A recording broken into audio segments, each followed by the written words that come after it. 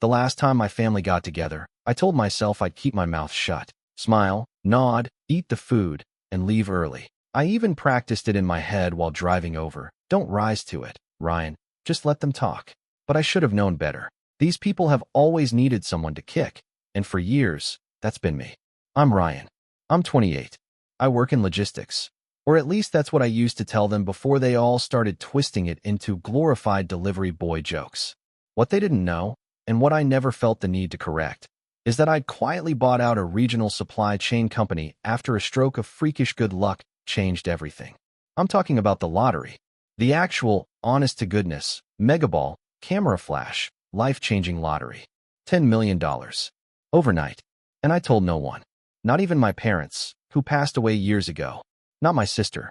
Not my childhood best friend. I didn't trust anyone with that kind of information, especially not my extended family, who always had a talent for sniffing out opportunity. And by opportunity, I mean someone else's money. Now, here's where things get interesting. Growing up, I was always the broke one. Not because I was lazy or aimless, but because I wasn't flashy. I didn't care about the things my family did. Cars, clothes, fake status. I saved. I invested. I drove a beat-up Corolla while my cousin Jason financed a new BMW every 2 years just to flex at Thanksgiving. And nobody ever let me forget it. The worst of them? My Aunt Cheryl, my dad's younger sister. The kind of woman who never worked a real job, but somehow always had designer purses and fake lashes that looked like they were trying to take flight. She married up, twice, and made sure the entire family knew she was now too good for drama, while stirring up more of it than anyone I've ever met. She used to pat my head when I was younger and say things like, "Don't worry, Riri, some people are meant for greatness, and some are just meant to be grateful." I hadn't seen most of them since the funeral. After my dad died, I moved cities, started over, kept my distance.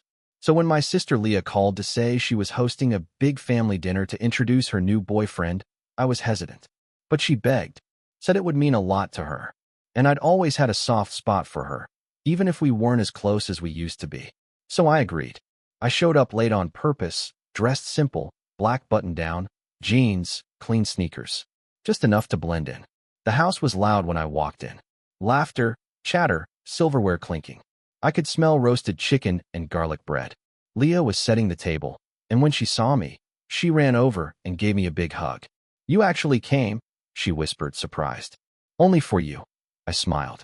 Most people just nodded in my direction. Jason was already 3 beers in, holding court in the living room. Aunt Cheryl was seated at the head of the dining table like she owned the place. The kids were glued to tablets in the corner. No one asked me where I'd been or how I was doing. But I didn't care. I sat down, grabbed a plate, and started eating. The conversation flowed around me. Leah's boyfriend, Mark, hadn't arrived yet, so people were speculating about him. Probably another artsy type, someone joked. Leah's always had weird taste. Cheryl sipped her wine and muttered something about men who paint their feelings. The usual stuff. And then came the moment. The moment I should have expected but still wasn't ready for. Cheryl turned to me, that smug grin on her face like she was about to hand down a royal decree.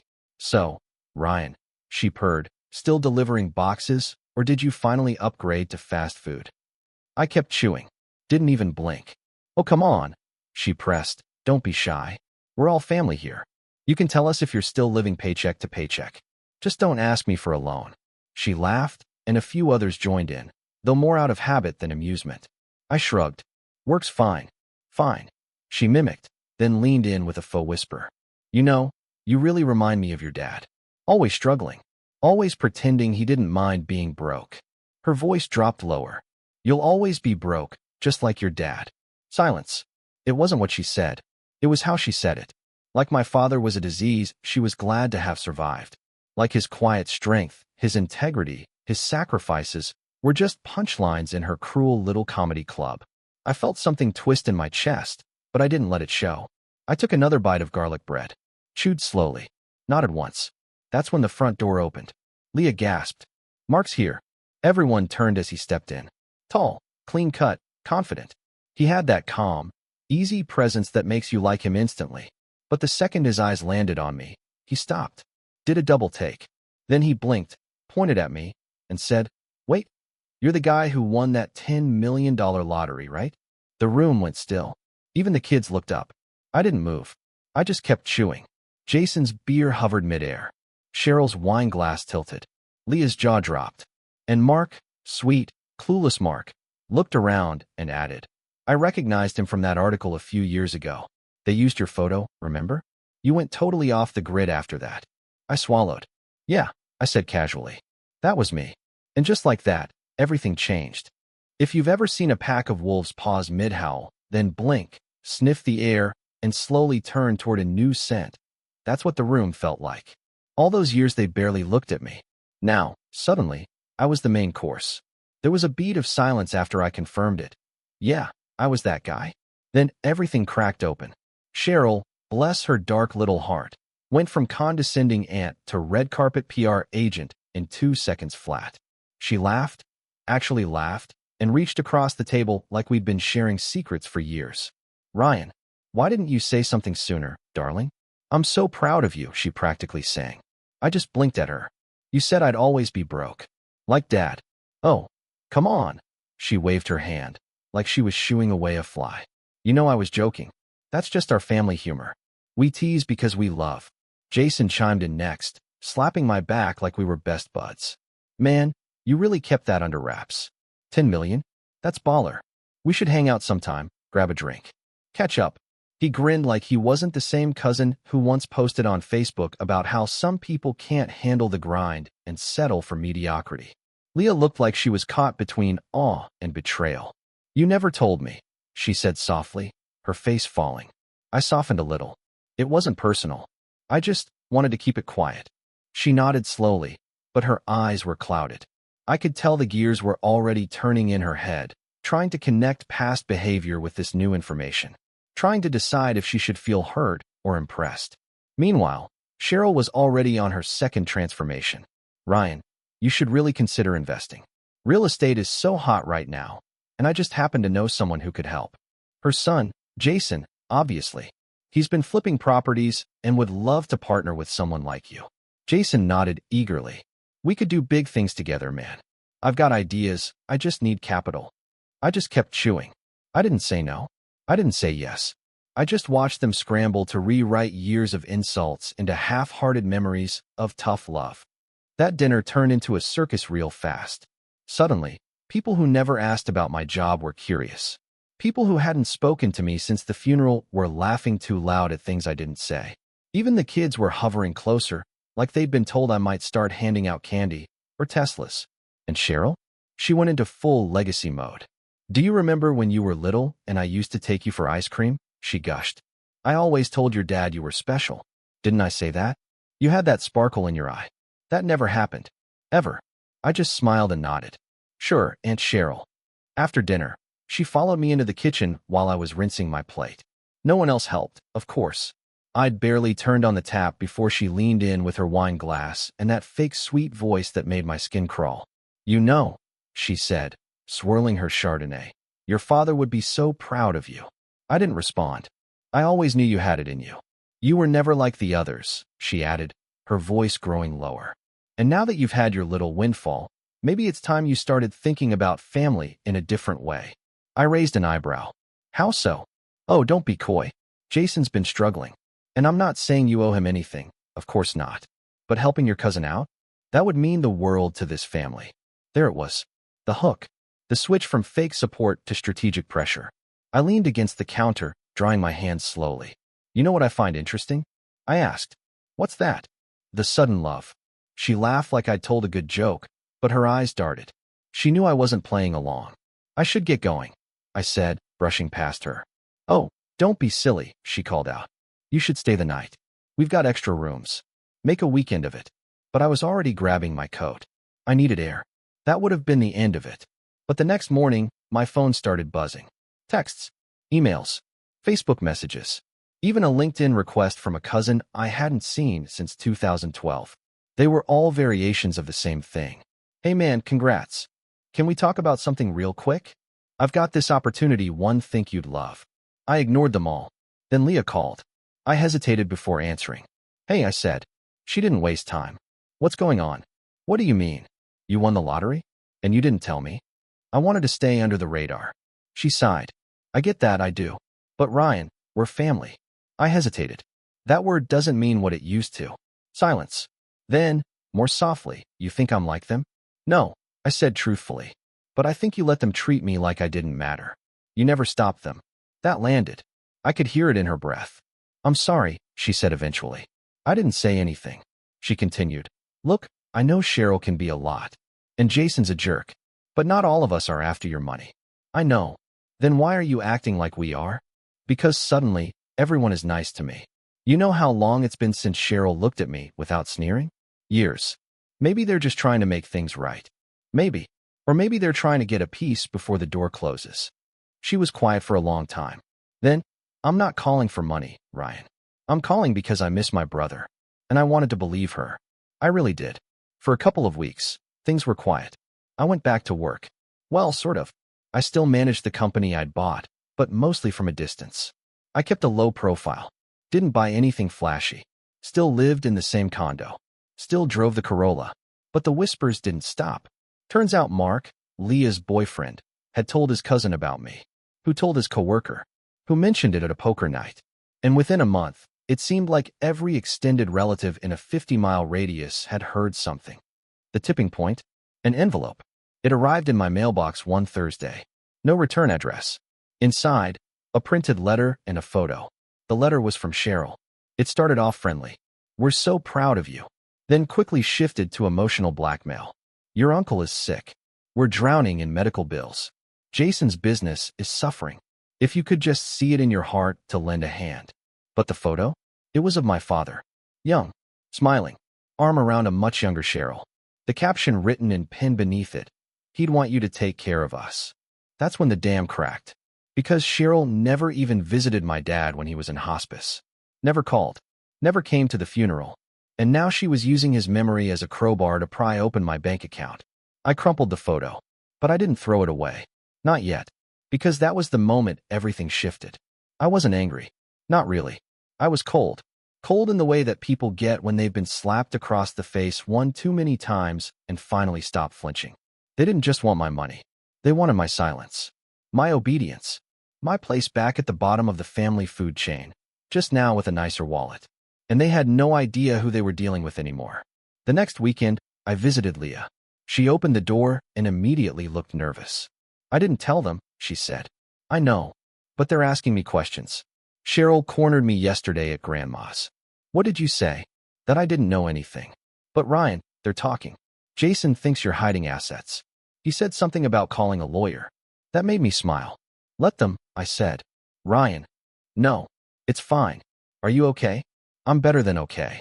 But what I didn't tell her is that I'd already hired a lawyer of my own. Not to protect my money. To prepare my response. Because if they wanted to play games, I was done being the quiet one. And if they wanted to drag me through the mud, I'd make sure they were buried in it. But before that, before the reveal, the retaliation, the revenge, something happened that I didn't see coming. Something that would shift everything into overdrive. Because just when I thought I'd seen the worst of it, Jason did something that crossed a line I didn't even know I still had. And it started with a knock on my door. An envelope slid underneath. No name. No return address. Just a single sheet of paper. And the words printed on it? They made my hands shake. Because it wasn't just a threat. It was personal. And it changed everything. The envelope sat on the kitchen counter for over an hour before I opened it. I don't know why. Maybe part of me already knew it wasn't going to be another guilt trip or investment pitch. Maybe I just needed a second to brace myself. After everything Cheryl had pulled, everything Jason had hinted at, I figured I was immune to surprises. I wasn't. When I finally unfolded the paper, the first thing I noticed was the grainy, zoomed-in photo. It was of me, leaving my condo, wearing gym clothes, holding a coffee cup. At first, I thought maybe it was just something from social media, but then I realized. I'd never posted that anywhere. Not even close. Beneath the photo, typed in plain font, 10 million doesn't buy loyalty. It just paints a bigger target on your back. Be careful who you trust. No signature. No contact info. Just that. For the first time since all this started, I felt genuinely shaken. This wasn't Cheryl's wine-soaked scheming or Jason's frat bro stupidity. This was someone watching me, tracking me, sending veiled threats like it was a movie plot. Suddenly, My home didn't feel so safe. My phone felt like it weighed more. Every noise outside my window made my chest tighten. I checked my security system twice. Locked every window. Sat in the dark with the TV off, just thinking, was this really about the money? Or had I misjudged how far some of them would go? Over the next few days, I couldn't shake the feeling that something had shifted. I stopped going to the gym, ordered groceries online, canceled a trip I'd been planning. I even debated checking into a hotel under a fake name, but I knew that wouldn't solve anything. If someone wanted to get to me, they'd already proven they could. And still, I told no one. Not even Leah. Maybe it was pride. Maybe it was fear. But something about that message made me realize just how alone I really was. Not just physically, emotionally. And once that realization landed, the cracks started to show. I stopped checking emails from my management team. Delayed approving contracts. Lost interest in the spreadsheets and strategy meetings that used to keep my brain humming. It wasn't burnout. It was disillusionment. $10 million. And I still felt like the poor kid in the room. Just with better shoes. Then came the tipping point. My bank called. At first, I thought it was routine. A security check or a flag transaction. But the voice on the other end was tight, concerned. Mr. Kane, the woman said, we just wanted to confirm that you authorized a wire transfer of $250,000 to a company called Redline Investments. My heart dropped. No, I said immediately. Absolutely not. She paused. We caught it in time. It was flagged as suspicious and held for verification. I don't remember exactly what I said after that. Probably a mix of disbelief and fury, but it didn't take long to piece it together. Someone had gotten access to one of my older, lesser-used accounts. The kind I opened early in my windfall days, before I'd hired proper advisors. It had lower security, fewer checks. I knew exactly who it was. Jason. How? Easy. 2 years ago, I stayed at his place for a weekend before a wedding. I'd logged into that account on his laptop. I'd forgotten about it, assumed it was safe. But he must have remembered. Or maybe he found it later and waited for the right moment. I checked the login history. Guess what? Accessed from an IP in his city. Right around the time he started texting me friendly messages about working together. That was the final crack. Not the money. I could survive the attempted theft. But the betrayal? That landed deeper. It wasn't just some cousin trying to mooch. It was deliberate, calculated. And it proved what I'd been trying to ignore. They didn't see me as family. They saw me as a bank. After that, I spiraled. I didn't eat properly for days. Didn't return calls. Let the trash pile up. My team sent polite reminders. Project stalled. A deal I'd been negotiating for months fell apart because I missed the deadline to sign. And still, I told no one. Because deep down, I wasn't ready to admit I'd been broken. But I was. Not by Jason. Not by Cheryl. By the idea that maybe my whole life was a mistake. That even when I won the lottery, literally, nothing changed. That maybe I'd never be more than the invisible kid at the table. Then one night, after tossing and turning for hours, I found myself scrolling through old photos. One's of my dad. My real dad. The man Cheryl liked to mock. The man everyone called too soft, too humble, too average. There was one photo, taken when I was 8. We were at the park. He was wearing this ratty hoodie, kneeling beside me as I showed off a crooked little birdhouse I'd made in school. He looked tired, but proud. I stared at that picture for a long time, and something cracked open inside me. Not with tears, with clarity. My dad never had money, but he had dignity.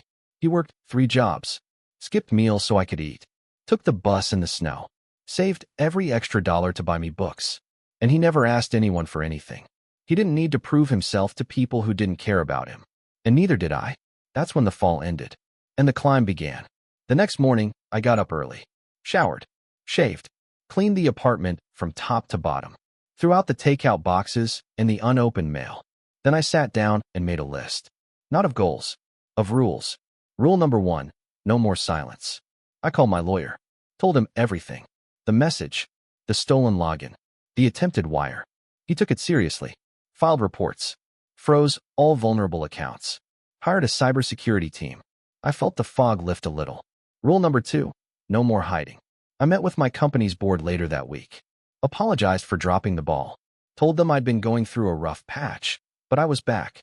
I laid out a new strategy, asked for input, and restructured a few departments to bring in younger, hungrier talent. They responded with cautious optimism. Rule number 3, build something that lasts. I bought a property, not a mansion, a modest 2-story house with a big backyard and a little shed out back that reminded me of my dad's workshop. I didn't tell anyone. It was just for me. Then I started a foundation in my father's name. Quietly. No press. No social media. Its mission? To help working-class parents access emergency childcare, food, or transportation. The kind of things that would have changed everything for us back then. I gave it $1 million to start. And I hired a small staff, single moms, ex-teachers, part-time students, people who knew what the struggle looked like. It was the first time in months I felt like I could breathe. But there was still one rule left. Rule number 4, they don't get away with it. I wasn't going to let it go.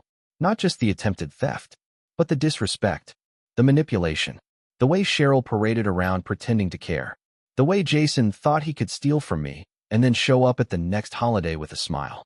No, this wasn't just about revenge. It was about setting the record straight. I spent the next few weeks quietly gathering every email, message, and voicemail they'd ever sent since the lottery news broke. My lawyer helped connect the dots. The bank incident wasn't a one-off. Jason had tried other routes.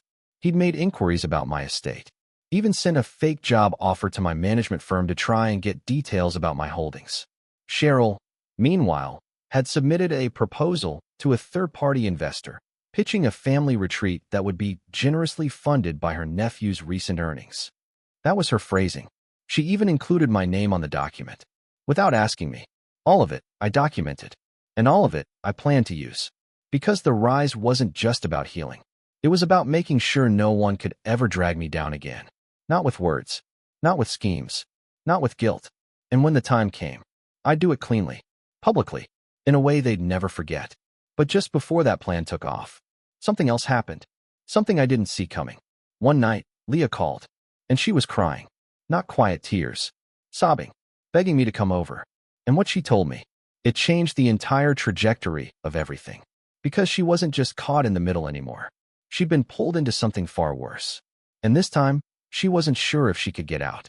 I got to Leah's apartment in 15 minutes flat. She lived on the second floor of a modest building just outside the city, tucked between a rundown laundromat and a taco place that somehow always smelled like wet cardboard. The parking lot was dimly lit and mostly empty, but I recognized Mark's car by the curb. That calmed me a little. At least she wasn't alone. When she opened the door, her face was pale and blotchy, like she'd been crying for hours. Her hair was pulled into a messy bun, and she was wearing a hoodie that probably hadn't seen the inside of a washer in a week. But more than anything, she looked scared. Genuinely scared.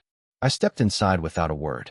Mark was sitting at the edge of the couch, a half-finished glass of water in his hands, his knee bouncing like a drumbeat. The TV was on mute, casting a cold blue light across the living room. What happened? I asked. Leah didn't say anything at first. She sat down beside Mark, rubbed her hands over her face, then finally looked at me. It's Jason, she said. Of course it was. What about him? She exhaled shakily. Ryan, I didn't know how bad it had gotten. I swear I didn't. I sat down across from her and waited. She reached into a drawer beneath the coffee table and pulled out a thick manila envelope. He asked me to give this to you, she said, pushing it across the table. Said it was a peace offering. But I got curious. I opened it. I looked at her, then the envelope. Inside was a stack of printed documents, a few handwritten notes, and, near the back, a signed contract. It was an authorization form. My name was typed at the top. It claimed I was granting Jason full power of attorney over certain financial assets. The signature was mine, sort of. A clumsy forgery, but passable at a glance. That's not all, Leah said, her voice shaking again. He also had printouts of your bank activity, property records, business filings. Stuff no one should have unless they hacked something. Mark cleared his throat. And there's more, he said grimly. He bragged about selling some of it. Said he knew a guy who buys celebrity asset leads. I blinked. You're saying he's trafficking my private information? Leah nodded slowly. He's in deep, Ryan. Like, bad debt, loan shark, don't turn your back deep. I don't even think Cheryl knows the full extent. My chest went tight. I knew Jason was greedy. Entitled. A jerk. But this was malicious. Dangerous. I picked up the forged contract again and studied it. Sloppy. Arrogant. A fake signature from someone who didn't know how I actually signed my name. But if this had gotten into the wrong hands, if a bank rep hadn't been diligent, he could have done real damage.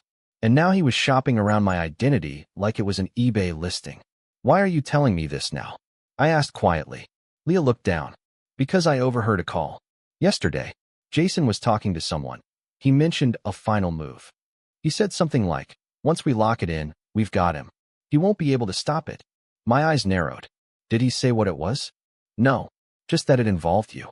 And that Cheryl had a role in it. I think they're planning to corner you legally, maybe even launch some kind of guardianship claim. Like, say you're mentally unfit or unstable. I stared at her. That's insane. Mark leaned forward. Not if they use the threats and your recent withdrawal from work to build a case. They don't need it to be airtight. Just messy enough to freeze your assets. I was silent for a long time. My hands curled into fists, resting against my knees. And then, like a switch flipping, I smiled. Because this was it. This was their last play.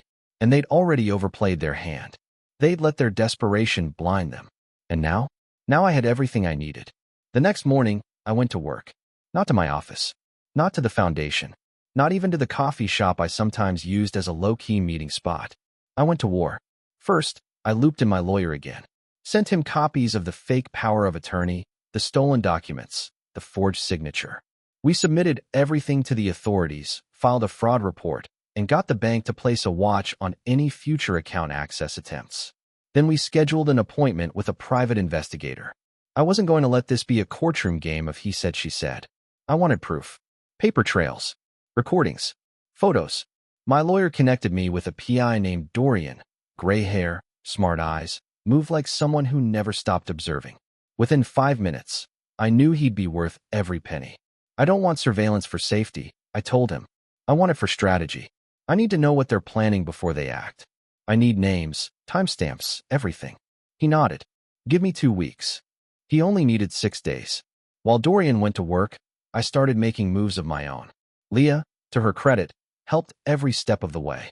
She didn't just passively share what she knew. She actively started gathering intel. Old texts from Cheryl.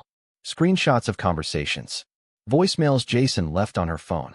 Every scrap of evidence, she cataloged and forwarded. Together, we built a timeline.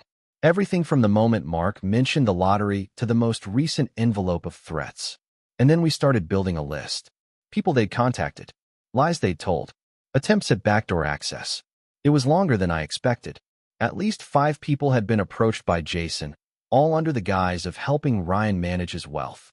He'd offered them a percentage if they could advocate on his behalf. 2 had responded.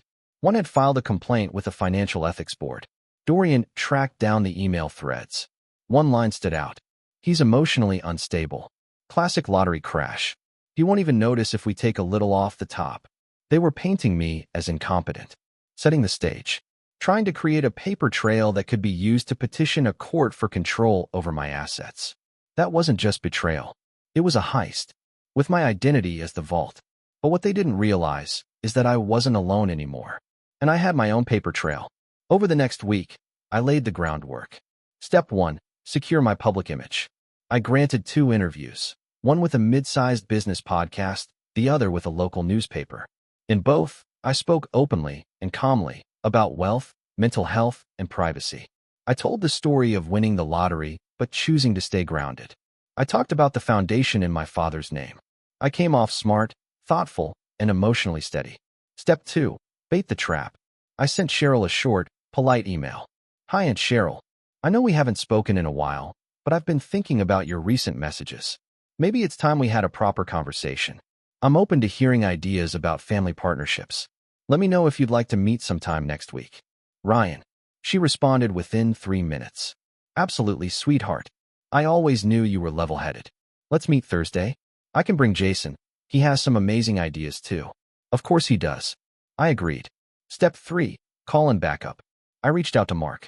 Can you record audio discreetly? He nodded. Already have a mic set up.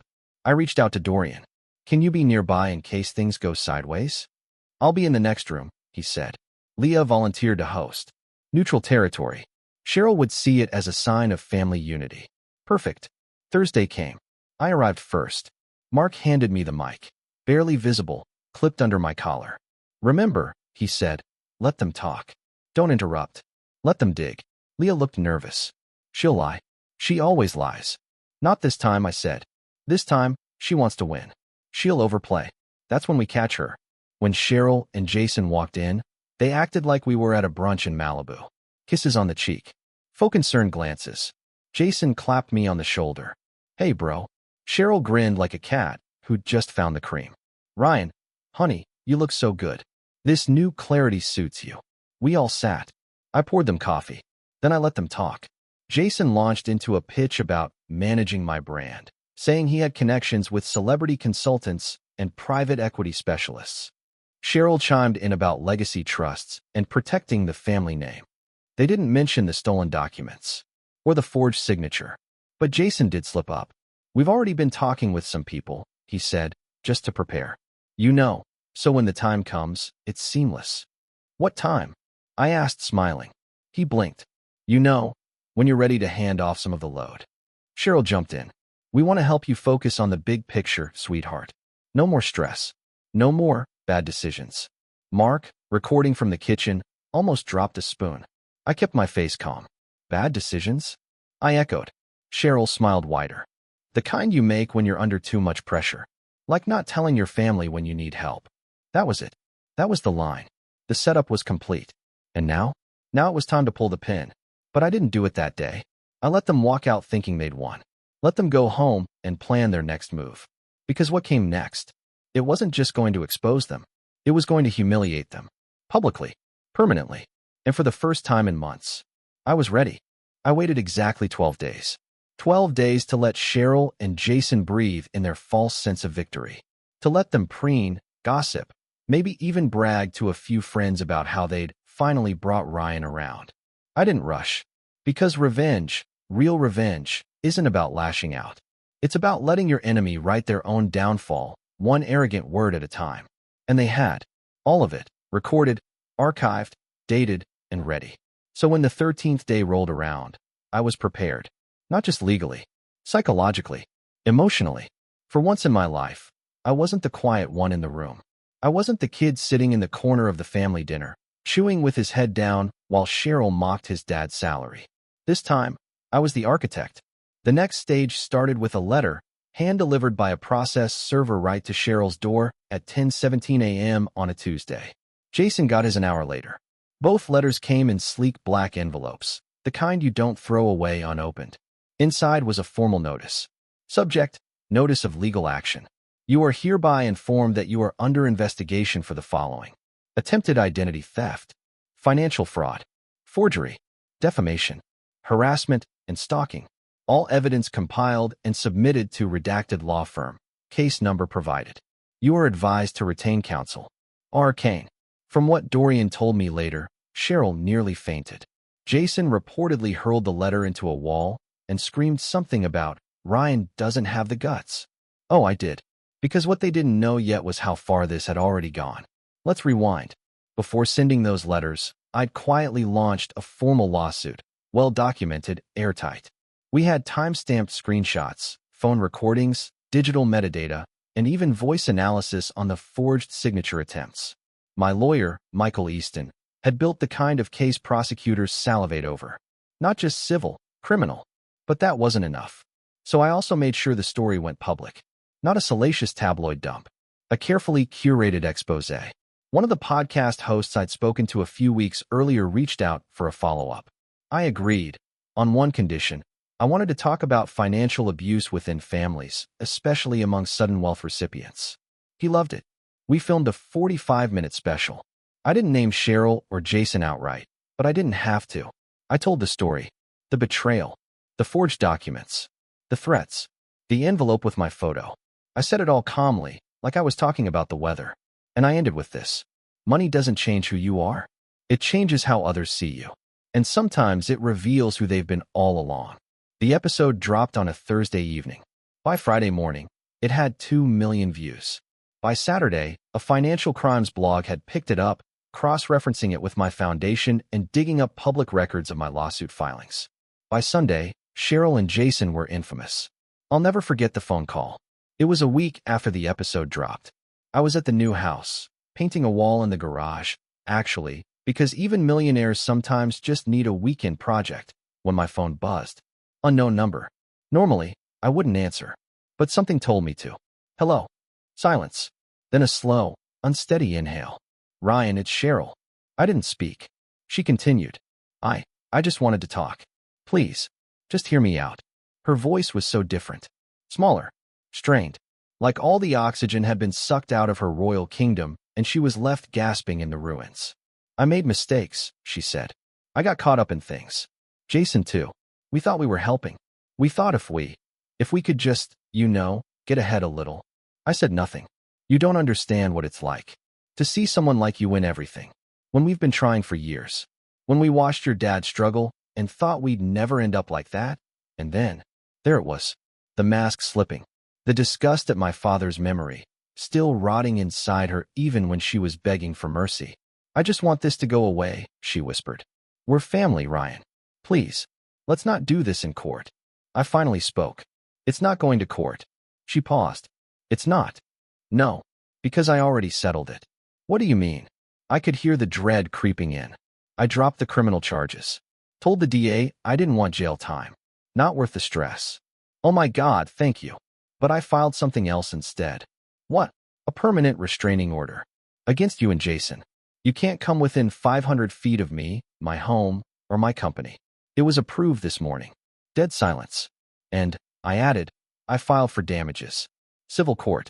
The numbers are high. You'll see them soon. But, how can you? Because you signed things, Cheryl. You left trails. You played stupid games. She was sobbing now. I was your family, she choked out. Your aunt. You're really going to ruin us. No, I said. You did that all on your own. Then I hung up. I blocked the number. And I went back to painting my garage wall. Jason tried to fight the charges. He lawyered up. Claimed he was manipulated. Said he was trying to intervene in a moment of crisis. His defense was laughable. The emails alone demolished his case. The judge didn't buy a word of it. He was fined $125,000 in damages, required to attend a financial ethics program, and issued a restraining order identical to Cheryl's. His business? Gone. He lost his license after the fraud report went public. His BMW was repossessed. His apartment lease terminated. Last I heard, he was crashing on a friend's couch, spiraling on Twitter about how money corrupts families. No one responded. Cheryl faded into silence. She deleted her Facebook, removed her name from every family group chat she'd once ruled over like a queen.